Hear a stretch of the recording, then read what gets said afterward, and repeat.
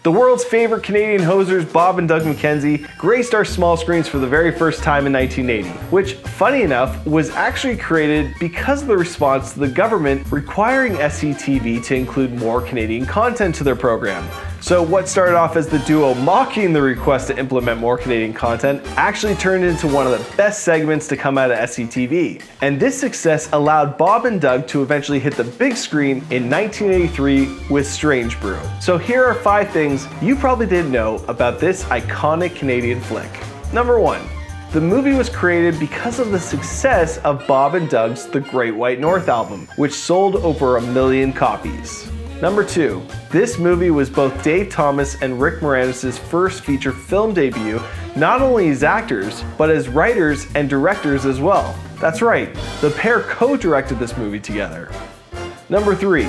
The word A? Well, it was said 174 times within the 90-minute movie. Number 4.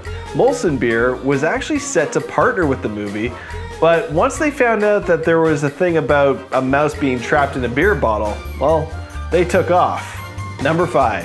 The McKenzie brothers' father is also the same guy who used to voice Bugs Bunny. You see, Mel Blanc is also known as the man of 1,000 voices and has played other iconic characters like Daffy Duck, Woody Woodpecker, and Barney Rubble. Who knew that 11 years later that Rick Moranis would take the role of Barney Rubble in the real-life theatrical release of The Flintstones in 1994? Fun fact, Mel Blanc was paid $10,000 for 1 day of production on Strange Brew. You heard it here on The Canadian Show.